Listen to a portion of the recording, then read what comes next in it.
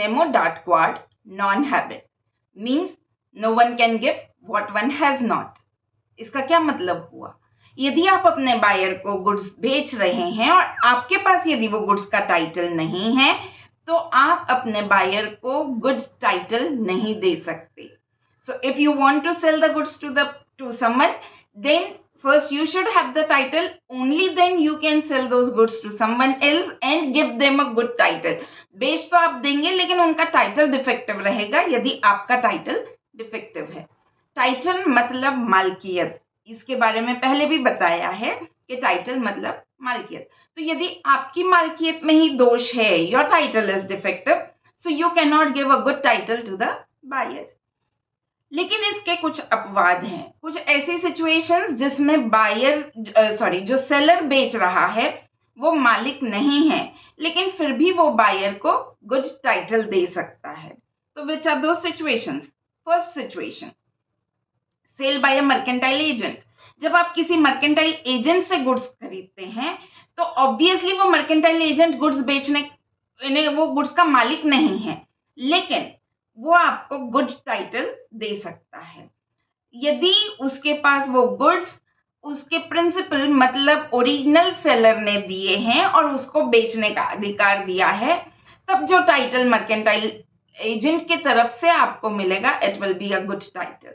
So this is the first exception where a sale is valid and it gives a good title to the buyer even by a non-owner. So the general rule is that only the owners can sell the goods. Non-owners do not have the right to sell the goods, and even if they sell the goods, they are not giving a good title to the buyer. And we are discussing the exceptions to the rule of nemo dat quod non habet, means no one can give what one has not. So first was about mercantile agent. इसको और थोड़ा सा अच्छे से समझ लेते हैं. मान लीजिए A एक एजेंट है और वो P के लिए काम कर रहे हैं. P is the principal and P has asked A to sell the goods at a particular price and A sells those goods to B at some lower cost. मतलब जो प्राइस P ने बताई थी उस पे ना बेचते हुए कुछ कम कीमत पे A B को वो गुड्स सेल कर देते हैं और बाद में वो गुड्स के जो रुपए आए वो भी मिस अप्रोप्रिएट कर लेते हैं. मतलब वो P को लौटाने की बजाय A मिसयूज कर लेता है वो रुपए. और फिर यदि P B के खिलाफ एक्शन लेता है कि you return the goods back to me and the title of the goods is defective, so here the court will not allow B to return, means will not order B to return the goods to P. Why? Because the title of B is not defective. P ने A को अधिकार दिया था goods बेचने का, इसलिए और यदि B ने गुड फेथ में वो गुड्स खरीदे हैं तो B को तो ये पता नहीं रहेगा ना कि उन्होंने क्या थ्रेशोल्ड रखा था कि भाई ये कीमत से नीचे नहीं बेचना. ये सब चीजें तो B को पता नहीं रहेगी. तो B has purchased the goods in good faith. यदि B को ये पता है कि A को इस कीमत से कम पे गुड्स बेचने का अधिकार नहीं है और फिर B लेते हैं तो फिर B का टाइटल डिफेक्टिव है. लेकिन यदि B को नहीं पता कि A को कुछ स्पेशल इंस्ट्रक्शंस P की तरफ से मिले हुए हैं, in that situation B is having a good title over the goods and in no situation he will be asked or he can be said to return the goods to the original seller. Then sale by a person who is not the owner but due to the principle of estoppel. I hope you remember the principle of estoppel. The principle of estoppel says that if a person has accepted something earlier, he cannot deny from the responsibility later on. आपने यदि कोई चीज पहले accept कर ली है तो बाद में आप उसको डिनाई नहीं कर सकते, आप उससे मुकर नहीं सकते. तो मान लीजिए कि A ने B की प्रेजेंस में C को ये बताया कि ये गुड्स का मालिक वो है, जबकि B is the true owner of goods, but A has represented in the presence of B to C that he is the owner of goods. मतलब A C को ये बोल रहा है कि ये गुड्स का मालिक मैं हूं, जबकि गुड्स का मालिक B है और B की प्रेजेंस में ही ये बात A सी को बता रहा है और बी उस समय चुप रह जाता है। तो अब as per the principle of estoppel, B cannot deny कि A is not the owner of the goods and the title given by A to C is good title. मतलब B C से गुड्स वापस नहीं ले सकते इस ground पे कि A is not the owner of the goods, because when A was telling to C that he is the owner of the goods, B was present over there and he did not deny that the goods are not of A. So here, due to the principle of estoppel, though A is not the owner of the goods, the title given by A is a good title. The next situation is sale by one of the several joint owners. जब किसी good के एक से ज्यादा owners हैं, उन लोगों ने म्यूचुअली तय करके, सपोज 4 दोस्तों ने मिलके एक कार खरीदी, 4 दोस्तों ने मिलके एक कार खरीदी, तो they are the joint owners of that car, और कार किसी एक फ्रेंड के पास है और उन्होंने बाकी फ्रेंड्स की कंसेंट लेकर वो कार बेची है किसी को। तो यहाँ पे दो ही, ऐसा तो नहीं कर सकते ना कि वो चार हिस्से करें कार के और फिर मेरा हिस्सा जो है वो मैं बेच दूं। कार तो पूरी ही बेचनी पड़ेगी क्योंकि it can not be separated. So in this situation one of the several joint owners can sell the car on behalf of the other joint owners. उसका हिस्सा कितना है? 1/4 ही है। जो बेच रहा है उसका हिस्सा 1/4 है, बचे हुए 3/4 का वो मालिक नहीं है, but still the title given by him to the buyer is bona fide, is valid, it is a good title. Then sale by a person who is in possession of the goods under a voidable contract. Voidable contract आपको पता होगा, voidable contract is a contract in which one of the parties has the right to rescind the contract, but the other person does not have that right. एक party यदि चाहे तो contract तोड़ सकती है, वैसे कॉन्ट्रैक्ट को हम voidable contract कहते हैं। तो अक्सर जब कंसेंट फ्री नहीं हो या फिर एक पार्टी परफॉर्म करना चाहती है और दूसरी पार्टी उसे परफॉर्म नहीं करने देना चाहती, या तीसरी situation when it is time bound contract, means time is the necessity, essential ingredient of the contract and the contract is not performed within time. The contract is known as voidable contract.